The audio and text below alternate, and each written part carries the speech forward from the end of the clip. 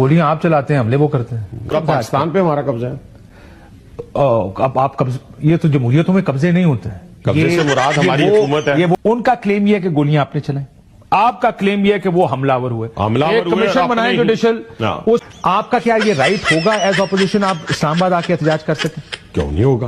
ان کا نہیں. ہاں ان کا اس لیے نہیں ہے. ٹھہرے کیا ان لوگوں کو چھوڑ دیں. کب کیا اسلام آباد؟